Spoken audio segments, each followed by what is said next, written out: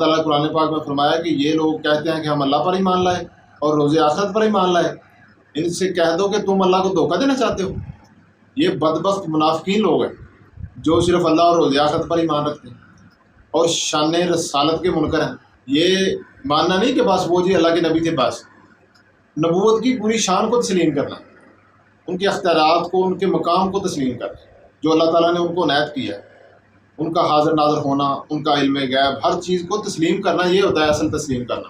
تو یہ صرف پڑھ لیا جی بس اللہ کے نبی تھے، تو یہ گمراہی ہے، یہ لوگ کبھی ہدایت نہیں پا سکتے۔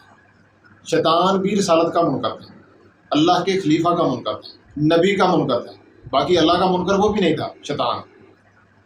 تو یہ اس راستے پہ چل رہے ہیں یہ لوگ۔ السلام علیکم ناظرین، میرا نام ہے انصر علی۔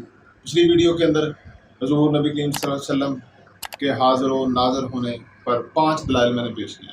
پہلی دلیل یہ تھی کہ نماز ہمیں یہ عقیدہ دیتی ہے کہ اللہ کے نبی حاضر و ناظر ہیں، ہمارے تمام اعمال کو دیکھتے ہیں اور ہمیں سنتے ہیں۔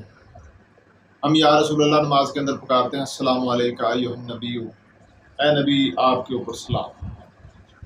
ایھا قریب جو ہو اس قریب پڑھا جاتا ہے، تو یا رسول اللہ روزانہ ہم نماز میں پڑھتے ہیں، اور نماز کے بعد ہم کہتے ہیں جی یا رسول اللہ کہنا شرک۔ ہم نہیں، مطلب جو ہمارے بدعقیدہ علماء کرام ہیں وہ اس کی غلط تفسیریں کرتے ہیں، تو وہ ان کا یہ کہنا ہے کہ یا رسول اللہ کہنا جی شرک ہے، حاضر و ناظر تو بس اللہ کی ذات ہے۔ پھر ان کے لیے دوسری دلیل پیش کی تھی کہ شیطان بھی حاضر و ناظر ہے، پھر یہ بھی شرک ہو جائے گا۔ لیکن قرآن نے صاف لفظوں میں بیان کر دیا مشرک کی اللہ مغفرت نہیں کرے گا۔ یاد رکھو، جیسے یہ سوال حضرت عیسیٰ سے ہوا، اسی طرح سید الانبیاء محمد صلی اللہ علیہ وسلم سے بھی اللہ سوال پوچھ سکتے ہیں، کیا آپ نے اپنے امتیوں کو کہا تھا کہ مجھے حاضر ناظر مان لینا، مشکل کشا مان لینا، یا رسول اللہ مدد کے نعرے لگا دینا؟ شیطان ہر جگہ پہ موجود نہیں، حاضر و ناظر نہیں۔ پھر تیسری دلیل پیش کی کہ اللہ تعالیٰ نے فرمایا کہ ہم نے آپ کو تمام جہانوں کے لیے رحمت بنا کر بھیجا ہے۔ اللہ کے نبی تمام جہانوں کے لیے رحمت ہے، قیامت تک کے لیے رحمت ہے۔ تو نعوذ باللہ اگر ان لوگوں کا عقیدہ مان لیں کہ اللہ کے نبی نعوذ باللہ مر گئے، مٹی ہو گئے، تو پھر آج جو رحمتیں ہو رہی ہیں وہ کیسے ہو رہی ہیں؟ اللہ تو فرماتا ہے کہ آپ کو رحمت بنایا میں نے۔ تو یہ ان کا عقیدہ باطل ہے قرآن کی روح سے۔ تو یہ لوگ کچھ اور کہہ رہے ہیں، اللہ کی ذات کچھ اور فرما رہی ہے، اس کے اوپر غور کرنے کی ضرورت ہے۔ پھر اگلی دلیل پیش کی اللہ موتی وانا قاسم، کہ اللہ عطا کرنے والا ہے اور میں تقسیم کرنے والا ہوں۔ حدیث شریف پیش کی کہ عطا کرنے والا اور تقسیم کرنے والا دونوں لازم و ملزوم ہیں، دونوں کا حاضر ہونا لازم و ملزوم ہے۔ جب اللہ نے کسی کو کوئی چیز عنایت کی، فوری سرکار نے تقسیم فرما دی۔ پھر ایک دلیل پیش کی کہ اللہ تعالیٰ نے فرمایا کہ اے محبوب ہم نے آپ کو شاہد بنایا، شاہدن علیکم، تم پر شاہد ہیں۔ تو شاہد کے معنی ہے گواہ، چشمدید گواہ، جو اعمال کو آنکھوں سے دیکھے، کسی وقوع کو آنکھوں سے دیکھے اور پھر وہ اس کی گواہی دے۔ تو اللہ تعالیٰ نے اپنے نبی کو تمام امتوں کے اوپر اور ہماری امت کے اوپر گواہ بنا کر بھیجا۔ قیامت کے دن وہ ان پچھلی امتوں کی بھی گواہی دیں گے اور ہماری بھی گواہی دیں گے۔ تو یہ تھی 5ویں دلیل۔ تو ابھی اس سلسلے کو آگے بڑھاتے ہیں، 5 دلیلیں آپ کو اور پیش کروں گا۔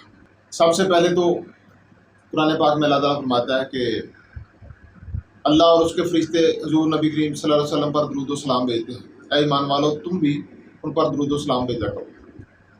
اندازہ کر لیں کہ یہ جو بدعقیدہ لوگ ہیں، جب توحید بیان ہوگی تو گستاخی تو آٹومیٹکلی ہو جائے گی، کیونکہ توحید کا مطلب ہی ہے کہ اللہ کے سوا کوئی پیغمبر، کوئی فرشتہ، کوئی بزرگ، کوئی بابا، شاہی کوئی نہیں، کوئی پیغمبر، کوئی فرشتہ، کوئی بزرگ، کوئی بابا، شاہی کوئی نہیں۔ یہ کہتے ہیں کہ اللہ کے آگے تو کوئی نبی، کوئی فرشتہ، کوئی بزرگ، شاہی کوئی نہیں۔ نعوذ باللہ ایسے لفظ استعمال کرتے ہیں بدبخت لوگ۔ اب یہ دیکھیں نا اللہ تعالیٰ کا رویہ کیا ہے۔ اللہ تعالیٰ کے آگے وہ شاہی کوئی نہیں، تو اللہ ان کے اوپر درود و سلام کیوں پڑھ رہا ہے؟ اللہ کے نبی کے اوپر درود و سلام اللہ پڑھ رہا ہے۔ ساری مخلوق اللہ کا ذکر کر رہی ہے اور اللہ تعالیٰ اپنے محبوب کا ذکر کر رہا ہے۔ اللہ تعالیٰ ان کے اوپر درود و سلام بھیج رہا ہے، فرشتے بھی بھیج رہے ہیں۔ ان کی شان کتنی بلند ہے، اور یہ بدبخت لوگ ان کی شان کو کم کرنے کی کوشش کرتے ہیں۔ یہ کسی وہم میں مبتلا ہے۔ اللہ تعالیٰ نے قرآن پاک میں فرمایا کہ یہ لوگ کہتے ہیں کہ ہم اللہ پر ایمان لائے اور روز آخرت پر ایمان لائے، ان سے کہہ دو کہ تم اللہ کو دھوکہ دینا چاہتے ہو۔ یہ بدبخت منافقین لوگ ہیں جو صرف اللہ اور روز آخرت پر ایمان رکھتے ہیں اور شان رسالت کے منکر ہیں۔ یہ ماننا نہیں کہ بس وہ جی اللہ کے نبی تھے، بس نبوت کی پوری شان کو تسلیم کرنا، ان کے اختیارات کو، ان کے مقام کو تسلیم کرنا جو اللہ تعالیٰ نے ان کو عنایت کیا ہے، ان کا حاضر ناظر ہونا، ان کا علم غیب، ہر چیز کو تسلیم کرنا، یہ ہوتا ہے اصل تسلیم کرنا۔ تو یہ صرف پڑھ لیا جی بس اللہ کے نبی تھے، تو یہ گمراہی ہے، یہ لوگ کبھی ہدایت نہیں پا سکتے۔ شیطان بھی رسالت کا منکر تھا، اللہ کے خلیفہ کا منکر تھا، نبی کا منکر تھا، باقی اللہ کا منکر وہ بھی نہیں تھا شیطان۔ تو یہ اس رستے پہ چل رہے ہیں یہ لوگ۔ تو جس ہستی کے اوپر اللہ تعالیٰ درود و سلام پڑھ رہا ہے، کیا ان کے بارے میں یہ عقیدہ رکھنا کہ وہ نعوذ باللہ مر گئے، مٹی ہو گئے، یہ جائز ہے؟ کیا ایک نعوذ باللہ مردہ کے اوپر اللہ درود و سلام بھیج رہا ہے کہ وہ ذات ہے ہی کوئی نہیں جس کے اوپر وہ درود و سلام بھیج رہا ہے؟ کیسی گمراہی ہے اور کیسی جاہلیت ہے ان لوگوں کی کہ اللہ تعالیٰ ان کے اوپر اور فرشتے درود و سلام پڑھتے جا رہے ہیں اور یہ لوگ ان کی شان کے منکر ہیں کہ وہ تو ہے ہی کوئی نہیں، وہ تو شے ہی کوئی نہیں۔ پھر اگلی دلیل قرآن پاک کے اندر اللہ تعالیٰ نے جگہ ارشاد فرمایا، الم تری کیف فعل ربک باصحاب الفیل، کہ اے محبوب آپ نے دیکھا نہیں کہ ہم نے ہاتھی والوں کے ساتھ کیا کیا؟ اے محبوب آپ نے دیکھا نہیں کہ ہم نے قوم عاد کے ساتھ کیا کیا؟ الم تری کیف فعل ربک بعاد، اے محبوب آپ نے دیکھا نہیں اس شخص کو جو جھگڑا کر رہا تھا حضرت ابراہیم علیہ السلام سے، نمرود اور ابراہیم علیہ السلام کا جو تکرار چل رہی تھی، اس کے بارے میں اللہ تعالیٰ فرما رہا ہے کہ آپ نے دیکھا نہیں۔ اس کا کیا مطلب نکل کے سامنے آ رہا ہے؟ قرآن کی ان آیات اور بھی کئی جگہ پہ ارشاد ہوا ہے، اس کا مطلب کیا نکل کے سامنے آتا ہے؟ اللہ تعالیٰ ان سے پوچھ رہا ہے کہ اے محبوب کیا آپ نے دیکھا نہیں تھا؟ اس کا مطلب تھا کہ اللہ کے نبی اس وقت بھی دیکھ رہے تھے، سن رہے تھے، اپنی پیدائش سے قبل۔ اندازہ کریں قرآن پاک ہمیں کیا عقیدہ دے رہا ہے اور یہ بدعقیدہ علماء کرام ہمیں کیا عقیدہ پیش کر رہے ہیں۔ بھئی اسلام کسی مولوی کا نہیں ہے، یہ اللہ کا ہے، اللہ کا دین ہے، اور قرآن کے مطابق ہمیں اپنا عقیدہ بنانا چاہیے۔ عقائد یہ اصل چیز ہے مین بنیادی، جس کا عقیدہ غلط ہو گیا اس کے اعمال کا فائدہ کوئی نہیں۔ اللہ تعالیٰ فرماتا ہے کہ میں تمہارے نہ اعمال کو دیکھتا ہوں نہ تمہاری صورتوں کو دیکھتا ہوں، میں تمہارے دل کو دیکھتا ہوں، تمہاری نیتوں کو دیکھتا ہوں۔ اصل تو عقائد ہے، اللہ تعالیٰ ان چیزوں کو دیکھتا ہے۔ تو بے ادبی تو اتنا بڑا جرم ہے کہ ایک سیکنڈ کے اندر بندے کے سارے اعمال ہی ضائع ہو جاتے ہیں۔ قرآن پاک میں اللہ تعالیٰ نے فرمایا نا کہ محبوب کی آواز سے اونچی آواز بھی مت کرنا، ایسا نہ ہو کہ تمہارے عمل ضائع ہو جائیں اور تم کو خبر بھی نہ ہو کہ رسالت کا ادب کتنا ہے، اللہ کے محبوب بندوں کا ادب کتنا ہے۔ جو ان کا ادب نہیں کرتا اس کے اعمال ہی سیدھے ضائع ہوتے ہیں۔ تو کیا فائدہ پھر ایسے اعمالوں کا؟ اتنی مرضی نمازیں پڑھ لیں۔ حدیث میں فرماتے ہیں نا کہ پرانے زمانے میں ایسے لوگ بڑے آئیں گے، بڑی نمازیں پڑھیں گے، صحابہ کرام سے فرمایا تم سے زیادہ نمازیں پڑھیں گے، روزے رکھیں گے، حج کریں گے، لیکن وہ دین سے اس طرح نکل جائیں گے جیسے تیر کمان سے نکلتا ہے۔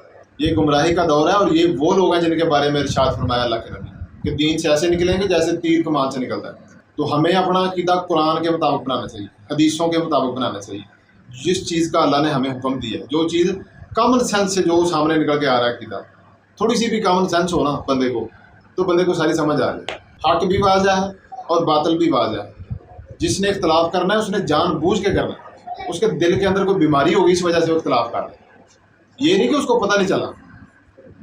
مرزا انجینئر اور دوسرے جو بدعقیدہ علماء کرام ہیں، یہ جان بوجھ کے یہ کر رہے ہیں، حق کو چھپا رہے ہیں اور اپنی طرف سے تعویلات پیش کر رہے ہیں، شیطان کی طرف سے تعویلات پیش کر رہے ہیں قرآن اور حدیث کی۔ اللہ تعالیٰ بار بار فرما رہا ہے الم تری الم تری الم تری، کیا محبوب آپ نے نہیں دیکھا؟ اپنے سے پہلے وقت کے بارے میں اللہ تعالیٰ فرما رہا ہے۔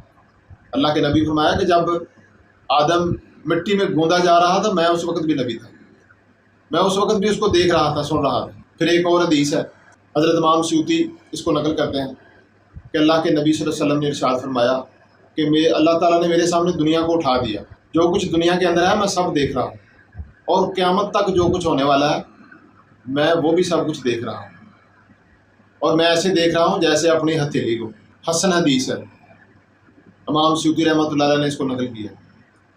تو کیا اس سے عقیدہ نکل کے سامنے آ رہا ہے؟ اس سے بڑی کیا دلیل آپ کو چاہیے کہ اللہ کے نبی خود فرما رہے ہیں کہ تمام حال احوال میرے علم میں ہے، میرے سامنے ہو رہے ہیں، میں اس کو دیکھ رہا ہوں، تمام واقعات میرے روبرو ہو رہے ہیں، میں اس کو دیکھ رہا ہوں۔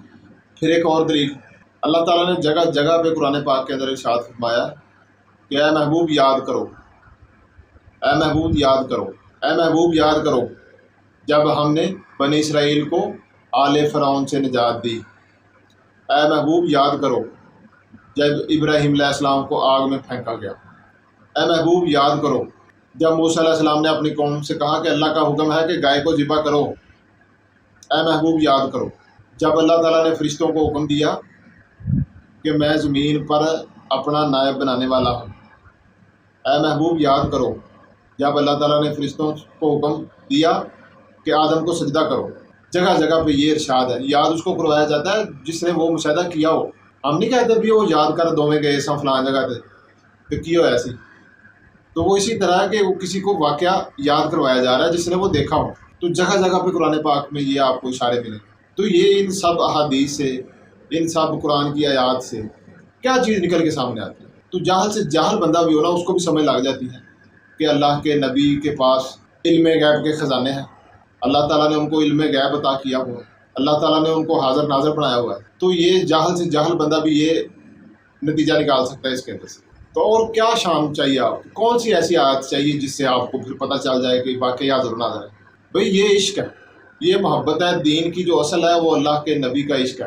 جس بندے کے اندر اللہ کے نبی کا عشق نہیں ہے اس کا دین کوئی نہیں ہے۔ اللہ کو تو کافر بھی مانتے ہیں، شیطان بھی بڑا تگڑا مانتا ہے، توحید والا تو شیطان بھی ہے۔ تو شیطان مت بنے، اللہ کے نبی کا عشق پیدا کرے، اللہ سے دعا کرے کہ اللہ تعالیٰ ہمیں ان کا عشق عطا کرے، اپنی اور اپنے حبیب کی محبت عطا کرے، دین کی محبت عطا کرے۔ کی محمد سے وفا تو نے تو ہم تیرے ہیں، یہ جہاں چیز ہے کیا لوح و قلم تیرے۔ پھر ایک شعر میں، اگر ہو عشق تو ہے کفر بھی مسلمانی، نہ ہو عشق تو مسلمان بھی کافر و زندیق۔ حضرت علامہ اقبال صاحب کا یہ شعر ہے کہ عشق نہ ہو تو مسلمان بھی کافر و زندیق ہے۔ یہ جو اس قسم کے اعتراضات کرتے ہیں نا، ان کے اندر عشق کوئی نہیں ہے، محبت کوئی نہیں ہے اللہ کے نبی۔ اگر محبت ہو تو پھر ایسی باتیں کریں نا۔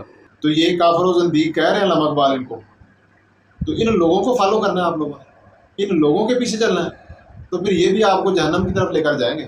یہ لوگ تو اللہ کو دھوکہ دینے کی کوشش کر رہے ہیں، یخادعون اللہ، کہ اللہ کے نبی کی شان کے ہی منکر۔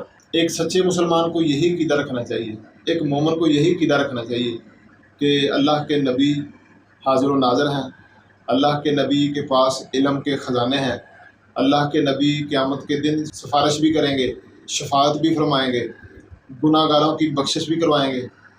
تو یہ سب عقائد قرآن اور حدیث سے ہمیں ملتے ہیں، اور ایک مومن کو یہی عقیدہ رکھنا چاہیے۔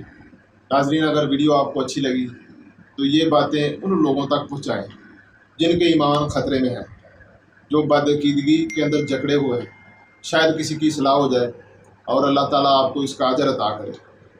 اپنا خیال رکھیے گا، اللہ حافظ۔